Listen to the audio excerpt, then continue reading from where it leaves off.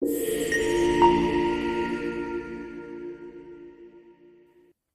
everyone, and welcome to, or welcome back to, One Autistic Person. This is a video that I'm going to do that's going to be part of the Red Flag to an Autistic Person series of videos. I have had a really annoying day when it comes to the NHS, and I have been planning a video for the NHS, and as with the other one where I was sort of booted into saying something about the previous situation with how autistic people are treated within schools, I feel like I need to sort of do this video now while there's a lot fresh in my mind and while I'm annoyed enough for me to sort of do it with gusto. So just a quick warning, I am going to allude to some difficult topics in this video, specifically SH, and me potentially ending my own game. Like I say, I'm not going to go into detail in it, and I do kind of just allude to it as part of the context of the video, but I just wanted to warn people so that they knew that that was going to be mentioned as part of the video. To lighten the mood a little bit of a factoid. A lot of people think that things like SH would be classed as an acronym. It actually isn't. An acronym needs to spell out a word. So AIDS, for instance, which is acquired immune deficiency syndrome, is a word that is built out of the first letters of the words that it's referring to.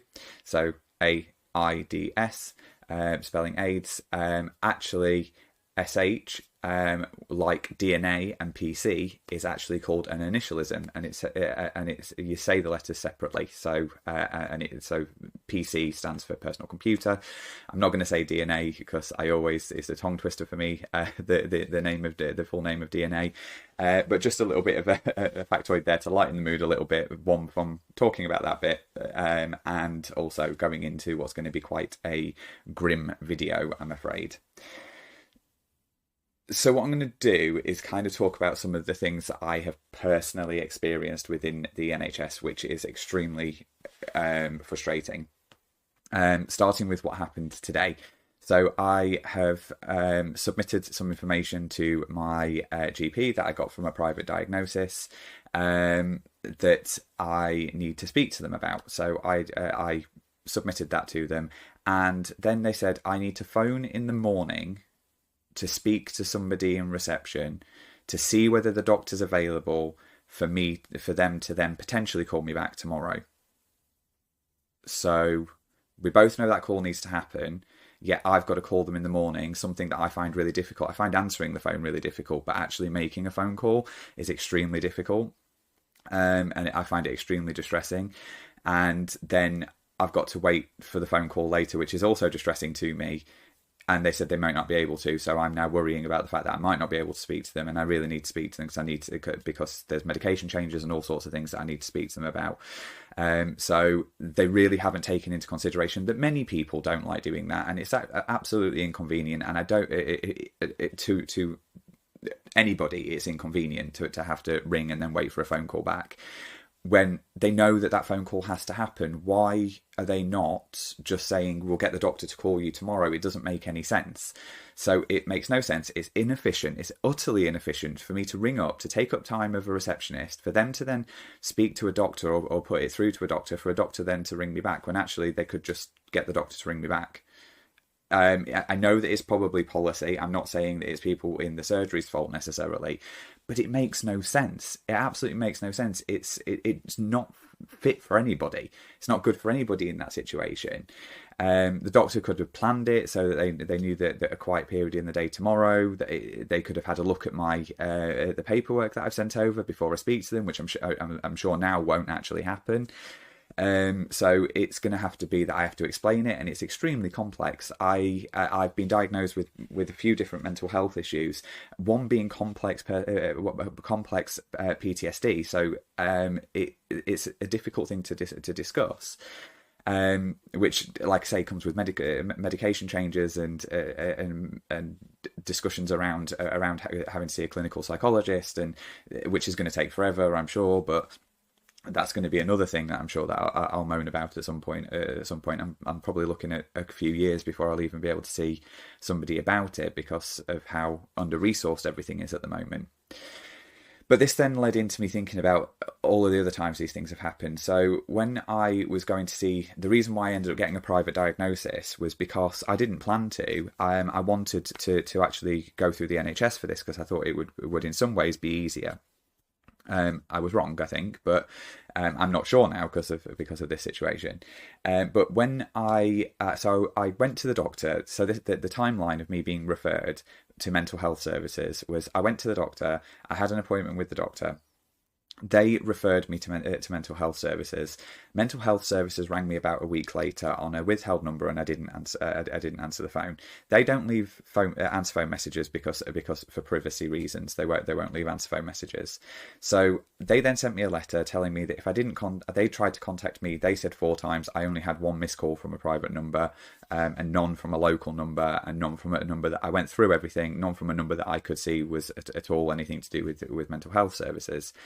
So I rang them back once I got this letter, because this letter said, if you don't contact us within 3 days, we will refer you, we will discharge you back to your GP because you clearly don't want, well, it doesn't say clearly, that we will assume you no longer want our services. Now they rang me, left no answer phone message, and then basically said, we'll just hand you back. The distress that would cause anybody, again, people with mental health conditions are going to be extremely stressed. And then on top of that, I'm also neurodivergent. So then having to call is bad enough. I rang 47 times to sit on hold, 47 times to sit on hold. That was in 2 days that I did that, over 2 days. And to sit on hold and not have anybody answer the phone, and it just cut off on me in the end. No way of leaving a message, no way of contacting them outside of that. So I then messaged my doctor for my doctor to tell my doctor that I tried to contact them, and that they could then contact me back. So they contact me without saying they're going to contact me, and don't leave a message again, and I get the letter again. So I have to go through the process again. The second time it was 32 phone calls that it took until I finally got through to somebody. And then they had the audacity to say, yeah, we've been trying to get hold of you. They rang me once. That's it, once. So anyway, that ended up taking 3 weeks to get to a point of having that phone call. And then I had to wait 3 weeks to have an appointment, which I actually think was quite quick. But when I then had to go for my mental health assessment, I had a meltdown on the day, a complete meltdown in the car on the way there, where I was hitting myself, I was screaming, I was not in a good place at all. I really couldn't deal with the fact that this was going to happen. And then I got to the facility, and it was like a prison. It was a horrible, horrible building with loads of people around. And the biggest thing was there were 3 signs, all pointing to reception and all pointing in different locations, not identifying which different receptions they were. So I got extremely confused, overwhelmed, lost, and I just ended up crying and saying, I need to go home. So the person I was with took me home. I told my doctor that that's the case, and I then just said I'm going to go through the private channels because I'd rather pay £400 for an assessment rather than wait for this situation, because I had to go through that whole rigmarole again. I would have had to get referred because they discharged me even though I had a valid reason for not going.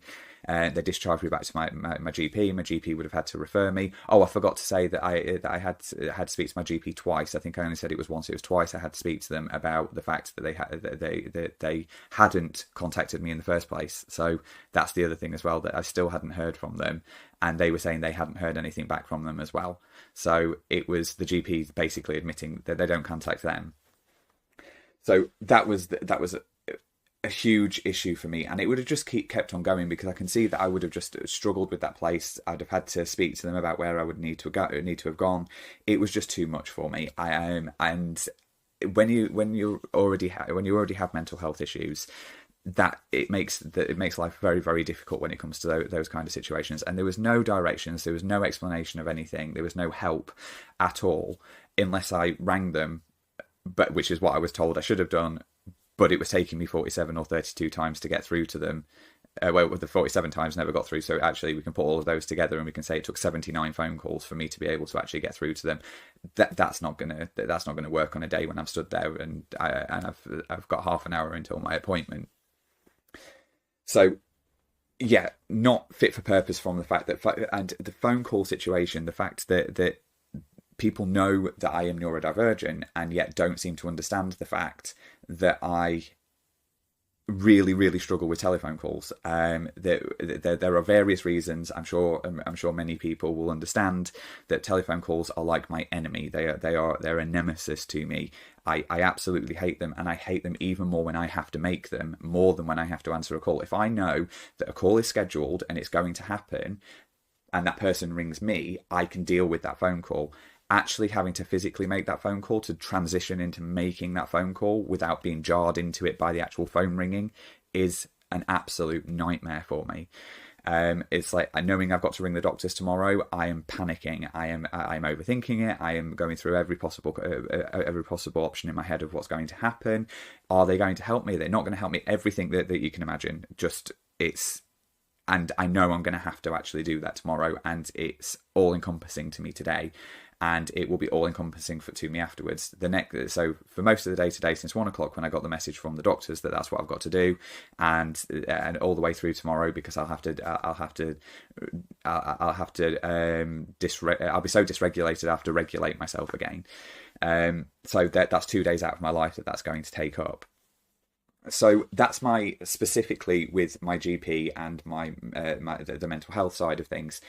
I also, a few months ago, was in absolute crises, and this is where I'm going to talk about end gaming, me potentially ending my own game. I hope everybody knows what I mean by that, and the SH situation. So I had a lot of SH going on, which was to a point of scarring me, so pretty bad, and the end game thought process was definitely there to a point of severity.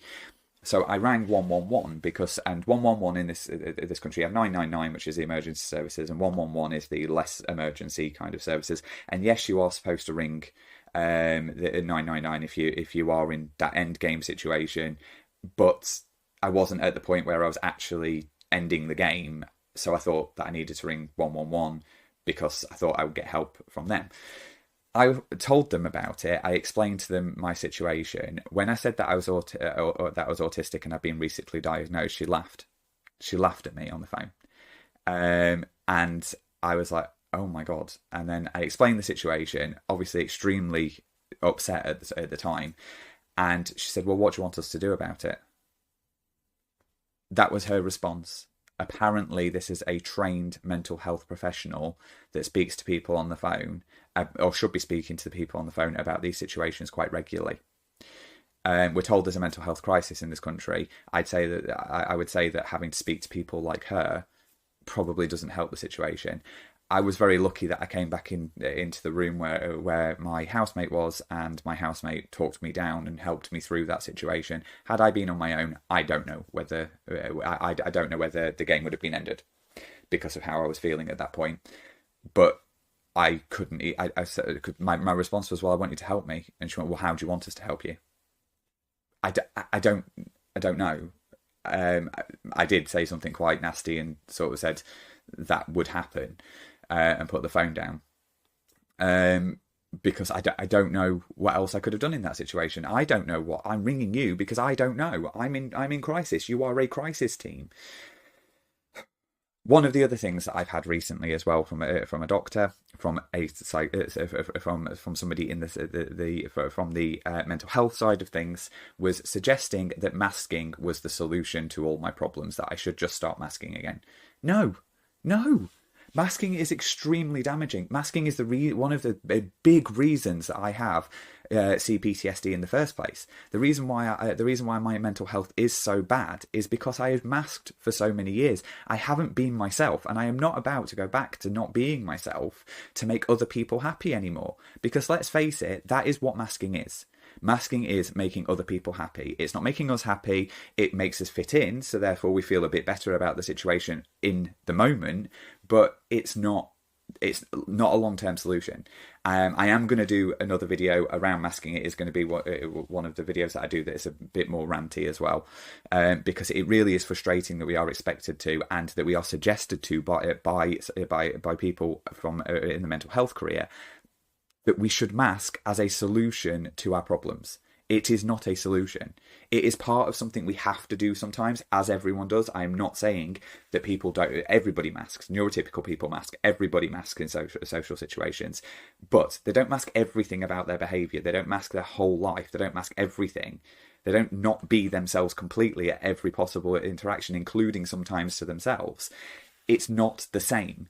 And using that as a way of saying that, it's like saying I'm wrong, that the way I am is wrong, and I'm fed up of hearing it, and I'm fed up of it being a solution. It isn't a solution. It isn't an actual long-term solution. It is part of a solution. It should be a small part of a solution to be done in times when we need to do it, not as you put a mask on and wear it all the time. And the fact that that is being suggested is absolutely disgusting. So yeah, just to make that point, and frustrated that is seen as a solution from professionals. One of the other frustrations that I've had recently, and yes, this could help. I'm not saying it doesn't, but implying that the mental health crisis in this country could be cured by a walk in nature in an advert that we have now from apparently somebody who works in the NHS. It wouldn't surprise me if it was somebody who works in the NHS, but it might not be. It might be an actor where they say, I'm this person, I work for I'm a GP, and that we have a mental health crisis in this country at the moment, and if you just took 10 minutes out to go and walk in nature. No, that's not going to help me. I love the idea of walking in nature. I love it, but it's massively sensory overload for me. I have issues with sunlight. I have issues with noises and smells. I have issues with the feeling of mud beneath my feet, and I live in a very rural area, so anywhere I go, pretty much, it goes off the beaten track very quickly. I have major issues around being in nature, although I love the idea and the concept of being in it. The minute I'm there, the sensory overload is insane. So I am not about to start doing that as a way to try and solve any issues for me. I'm not saying it's damaging to everybody. I'm not saying that it wouldn't help people, but the idea that is a solution to it. I get what they're trying to do. I get they're trying to get the people where that could be positive for them to go out and do it, but it's just insulting to anybody who has serious mental health conditions and then is being treated the way they are. I suppose that's the problem, is the fact that being treated so badly by the NHS and like you don't matter, and like your mental health is all made up. I was going to say it's in your head, but obviously it is. But the idea of it, the concept of it being in your head, the actual truth of it being there, being made up, or that you're trying to get something, or, I mean, I don't even want anything really apart from somebody to talk to about it so I can understand myself better and I can separate out my neurodivergent traits with my traumatic traits. I know there's a difference. I can feel that there's a difference, but they sometimes get really confused, and my sensory stuff overtakes my trauma stuff, and the two collide together, and I want to find a way of separating those two things out for myself and managing them, but I'm struggling to do that myself. I need somebody else to help me with that.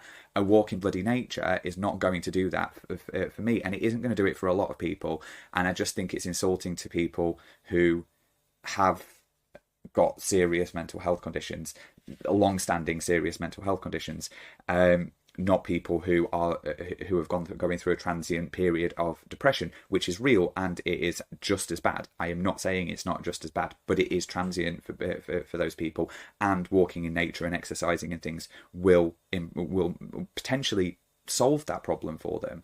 I don't think it will that often, because you're going to have some level of talking therapy or ability to talk to somebody to get to the root cause of it. But again, this is the point with the NHS. They don't seem to want to get to the root cause. They want to throw medication at a problem and go, that's the way to solve it. Take an SSRI, that'll do it. That'll make you feel better. It's like, for me, SSRIs and another medication that they're putting me on will help to improve my mood and deal with the anxiety situation, and help with the intrusive thoughts and things that I have around the CPTSD trauma that I have. But I need to talk to somebody. A walk in nature is not going to help me at the moment. Anyway, I like I say, I know that there is that it could help some people, but it is insulting to people who it's not going to help when you're not getting the help. On the doctor surgery side of things, it's extremely annoying. So because doctor surgeries for me are pretty much sensory and social overload, and I know it is for many people who are autistic. So what I do is I book 2 appointments together, and I have to wait longer for that, and I'm happy with that. But I never get the 2 appointments. I'm always restricted to the 10 minutes of one appointment, even though I've booked 2 appointments together for a reason, and often waited 4 or 5 weeks to be able to get that appointment. What I'm really confused by is why we didn't stay doing in all surgeries video appointments, because we did them during COVID. How is this not an option anymore? Not for everyone. I know some surgeries do from what I've seen, but my surgery doesn't, and lots don't.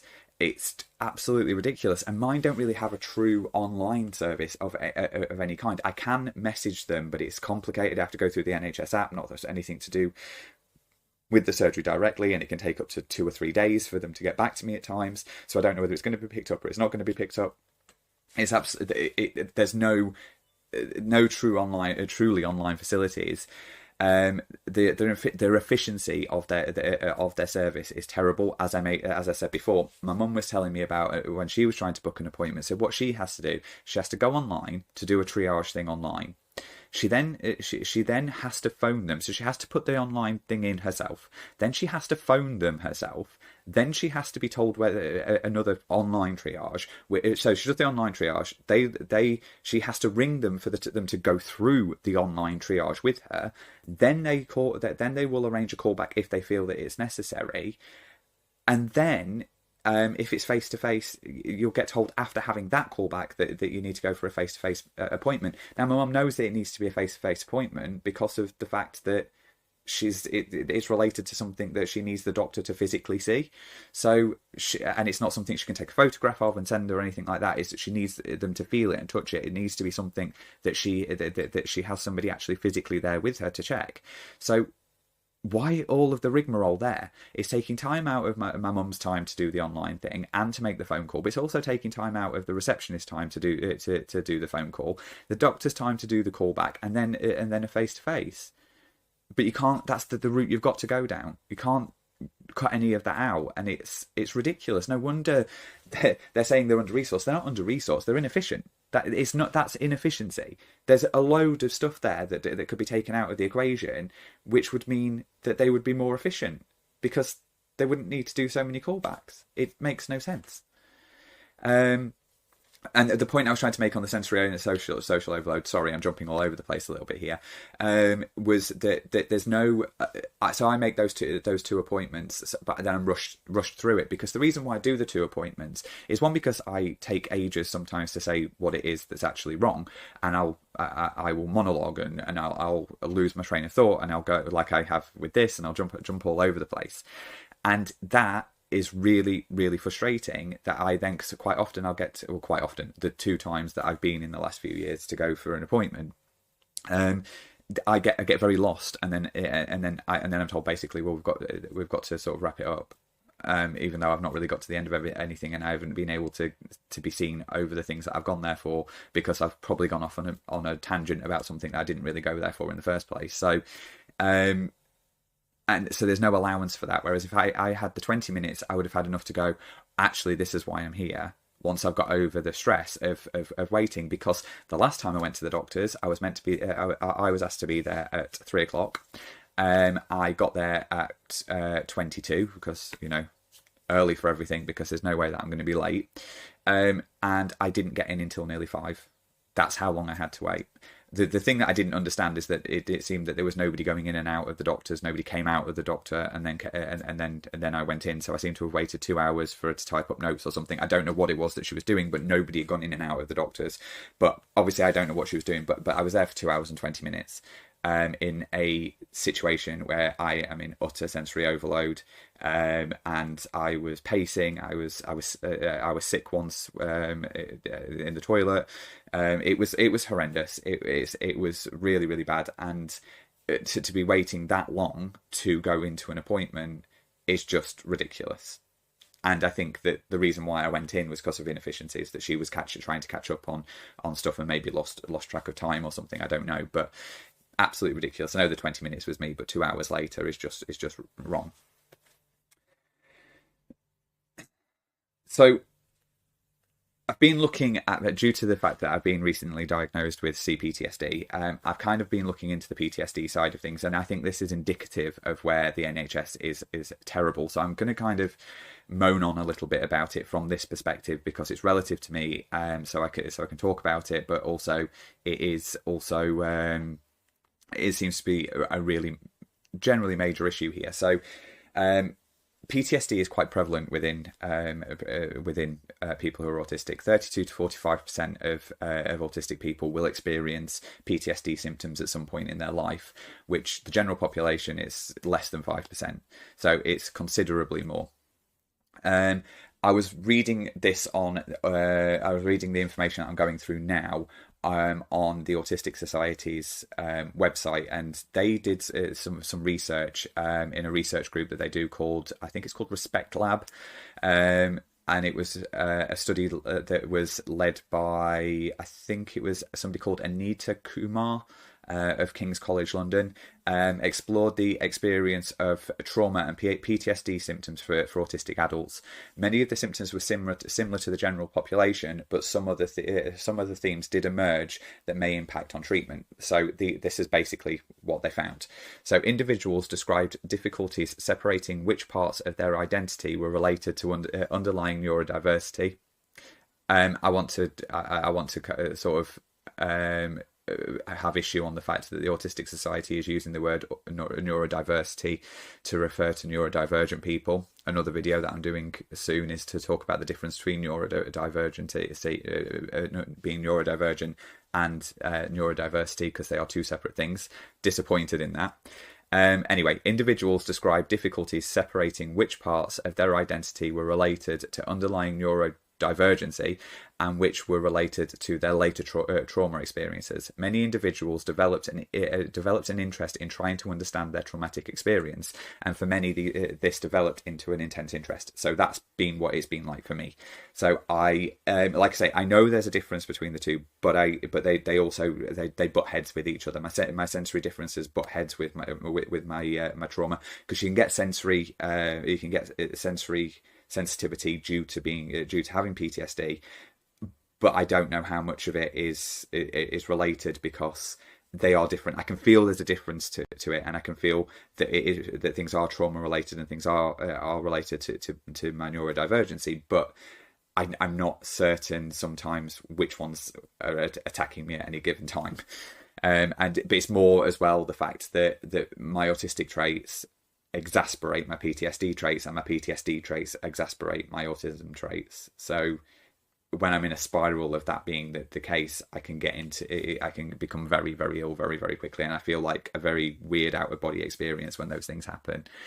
I kind of get a bit dissociative, which apparently is a PTSD, is a symptom of PTSD, and certainly CPTSD, a level of dissociation. So that might be linked to that, but I feel like it's because my body's fighting against so much in itself. My mind's fighting so hard. The second point was some individuals shared that they found it difficult to understand or explain their feelings, which made it hard to communicate and talk about their experiences. Others shared that when they did discuss the impact of the trauma with others, it was minimised or not taken seriously, and that has been my problem for the last 15 years, because probably 15 years, because that was when the trauma happened, sort of 17 to 15 years ago. Started. There were various traumas as you need to have CPTSD, but the main one, the one that's sort of the biggest trauma that I had, and the more persistent and prolonged trauma that I had, which went on for 4 years, 4 or 5 years. I can't really remember the exact time period, but it was definitely 4 over 4, but I think below 5. Every time I've spoken to somebody about it previously, it's not been taken seriously. And when I've talked to mental health professionals within the NHS, it's always been, oh, do CBT. CBT doesn't work for me. It does work for some people who are autistic, but it doesn't work for me at all. I need to be able to talk it out. I need to be able to talk about it. I need to analyze it, but I analyze it enough myself, but I need to analyze it with somebody else there with me who's trained to be able to understand what those things mean, not just ignore it and try and change my behavior. I'm fed up of trying to change my behavior so that I'm more acceptable to other people. I want to be acceptable to myself, not to other people. So yeah. This one's prevalent for me as well. So worryingly, many autistic people in this research describe not being able to access appropriate psychological therapy within the NHS or the charitable sector. Instead, they had to rely on paid help from the private sector. There was tendency to only offer medication rather than therapeutic interventions for autistic people with PTSD, with clinical misinformation that therapy could not be effective. Yeah. So the thing is what I found is that because there's an understanding of the fact that we're different, that our brains work differently, that our neurology is different, that some people within the NHS think that they're absolutely misinformed to think that we cannot be treated for PTSD, and this goes for other mental health conditions as well. So we're kind of umbrellaing this to an extent, because I think that's the same when it comes to depression and other conditions. It's just that we may need longer sessions. We may need sessions we may need more sessions. We may need our sessions to be related to something that we're interested in. We may need to come about it a different way, and God forbid, they have to think about it, rather than try to give this cookie cutter psychotherapy that they've all been taught to do, that you don't get within the private sector. It's just, we can't, as autistic people, keep paying for healthcare because of the fact that the NHS is not equipping themselves with the skills and knowledge to be able to do it, and the training and the support that they need to be able to actually do it.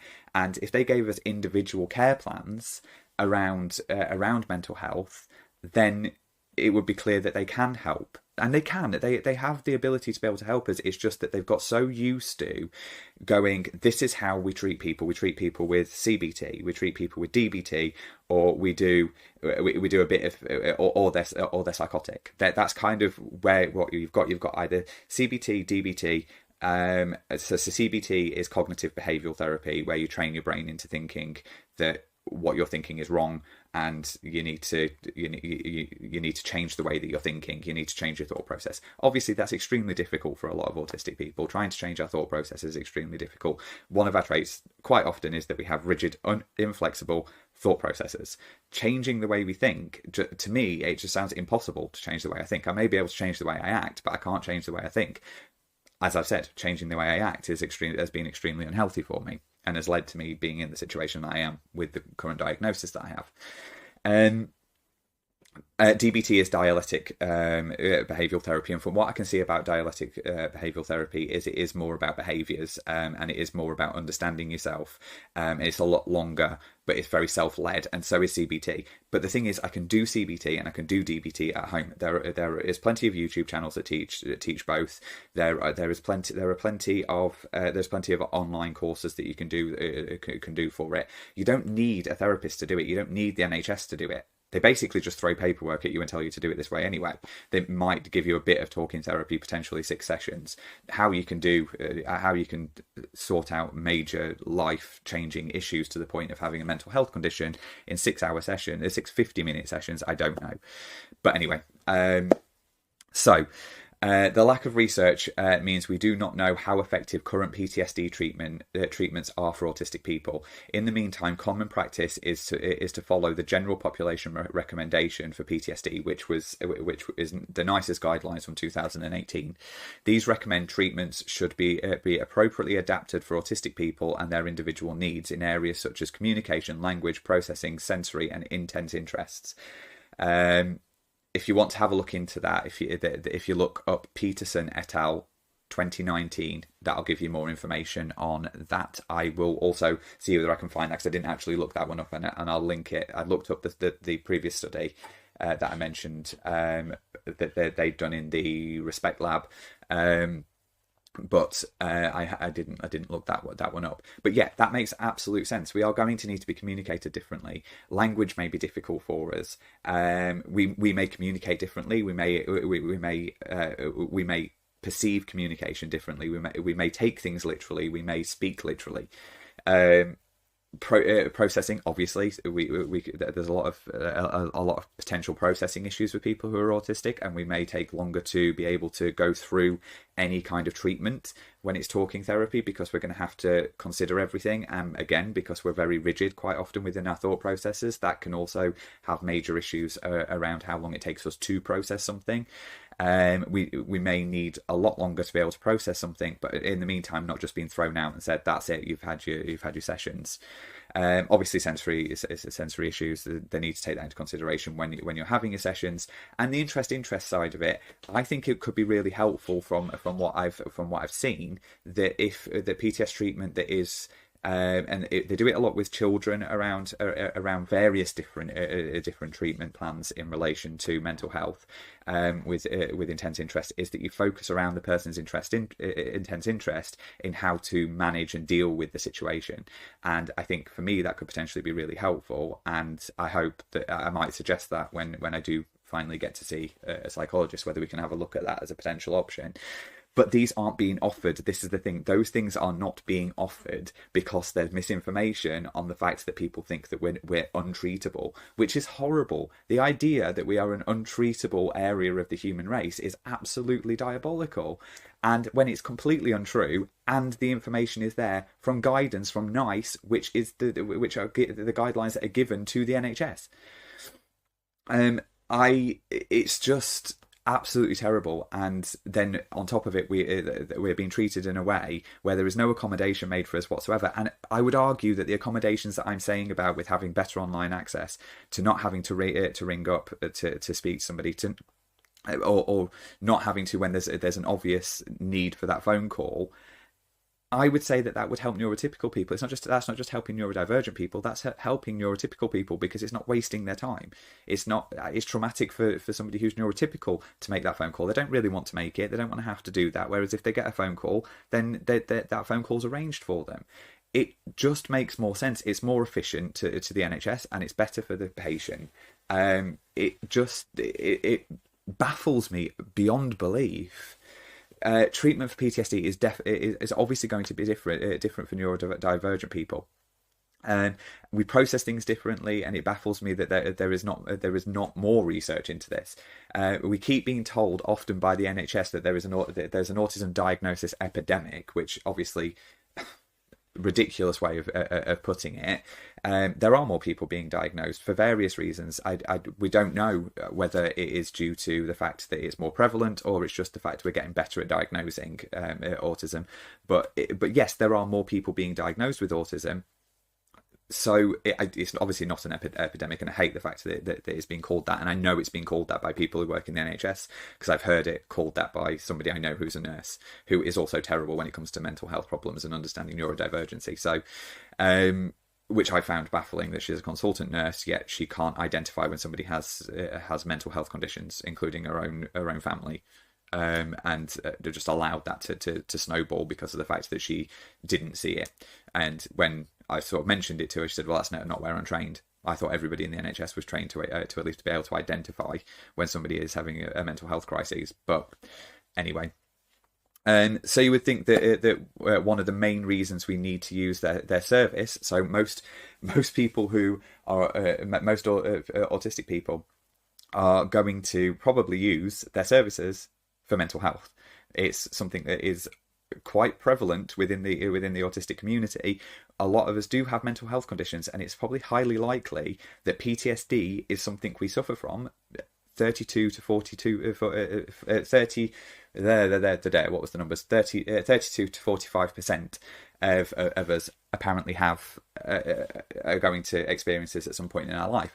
So would it not make sense that this epidemic of people that they're worried about going to drain resources by the look of it, we are going to have to use their service. Wouldn't you at least think they would want to be it to be efficiently researched, that they would understand how best to treat that so that they can get us out of the system quickly? So, you know, that once we've got a way of managing this properly that's specific to us, that we're able to actually work with, rather than being palmed off and us just constantly having to keep going back, wouldn't you think that was a better way of spending time and efficiency? It just, to me, it's a self-perpetuating problem. They use the excuse of the fact that they're under-resourced, but they're actually inefficient. So they are under-resourced. I'm not denying the fact that our NHS is clearly under-resourced. It's overutilised by people. People go to the NHS when they don't really need to go to the NHS, but that's, I don't believe that's as bad as people make it out to be. But there are people who do it. They don't have enough money, and there's not enough people going into the profession, especially around GPs and emergency care, which is pretty much the NHS. But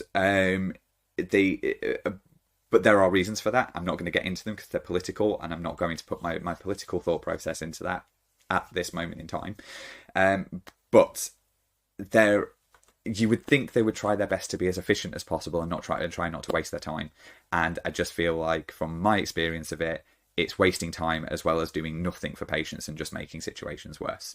To go on the physical side of this, one of the people that I work with had to have an operation.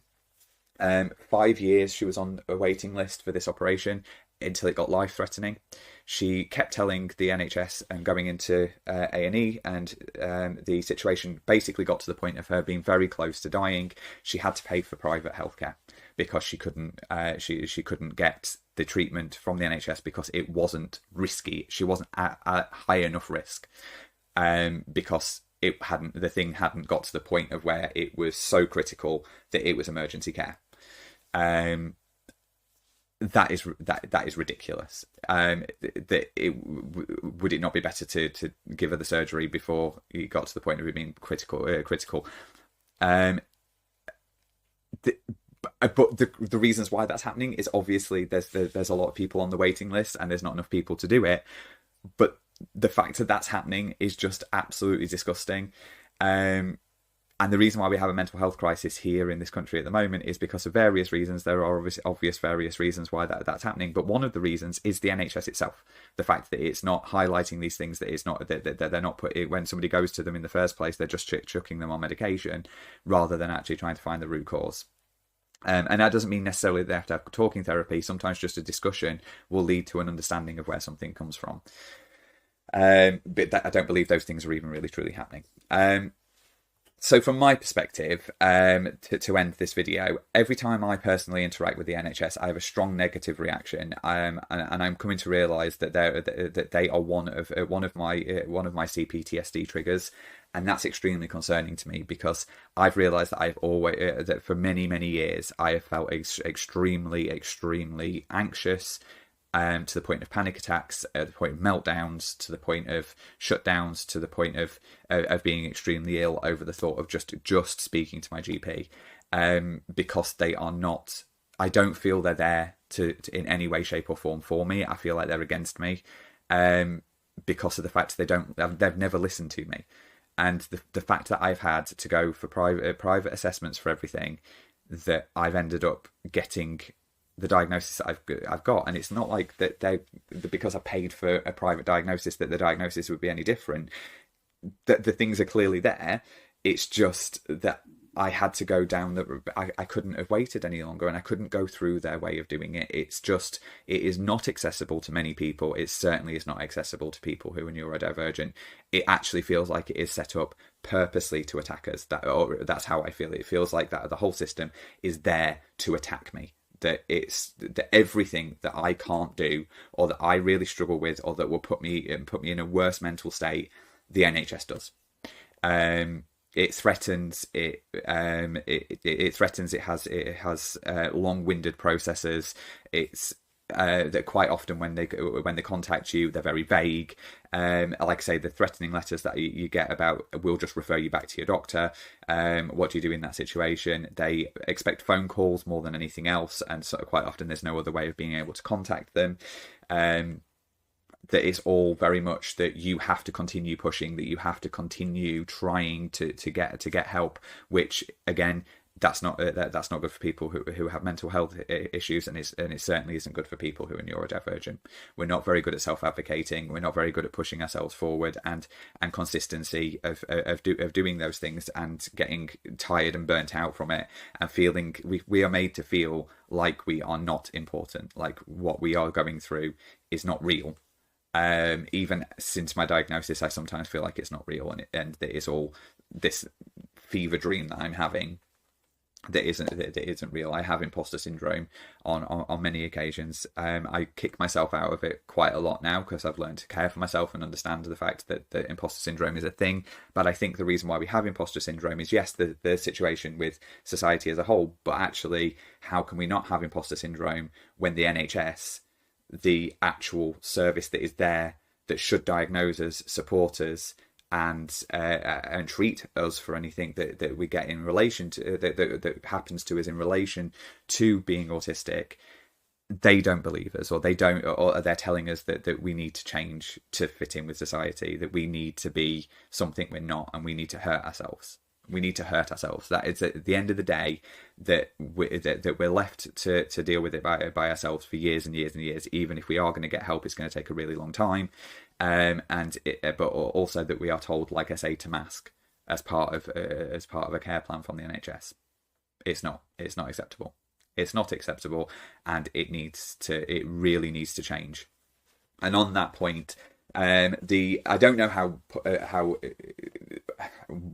whether there's any point in doing this, because I don't really believe the government when they say they're going to change the NHS, and I don't think they're certainly not going to change it towards the things that we're thinking of, that we would be thinking about. But there's a big campaign that includes a questionnaire from that I'm going to share in the description. It is a PDF, which is absolutely annoying, that you have to type up responses to and send it in the post to them, rather than it being just a questionnaire that's online. To me, again, accessibility issues there. I think it's been done on purpose so less people will be involved in it, but I'm going to do it because I feel driven to do it now. And it's good that we are able to give actually full responses. That's good, but you can do that online. Just to let the government know, there are ways of you having boxes on things rather than just tick boxes. You can actually fill in things digitally so that you're not having to send things through the post. But it's the way they're doing it. So I didn't even explain what it is. The government are looking to change the NHS over the next 10 years. Apparently, they've got they want a 10-year plan in place, and they're asking for information from people about what they feel they could do better. So I'm going to do it, and like I say, anybody that wants to do it, I'll put it into the description. Obviously, the more people that send things in relation to being neurodivergent, the better, because then we can get a voice, and we can really start advocating for ourselves. Anyway, that was my ranting video about the NHS. And as with all of these videos, it kind of comes back down to my personal experience of things. I do a bit of research into these ones, but it is on my personal feelings and my personal experience. I'd love to hear your experience of what's happened with the NHS for you, and what you feel like. If you don't want to tell the government, maybe tell me or anybody else in the comments what you would do to change the NHS. Also, I'd love to hear any positives that people have to say about the NHS. I'm sure there are people out there who've had really positive experiences, and I'd love to hear those as well, because that will make me feel like there is a possibility that in the future it might be better. As always, commenting is the most important thing to me. But if anybody wants to subscribe, then please do, because it does mean that my videos get out to more people, and the more people they get out to, the more that just on this one, the more people can hear about that NHS questionnaire, but also they can hear me rambling on about my frustration at things. So so if you could. Like, comment, subscribe, share, all of those things that will make the algorithm go, ooh, this person's interesting, then that would be fantastic. So thank you very much, and I hope to see you on the next video. Thanks. Bye.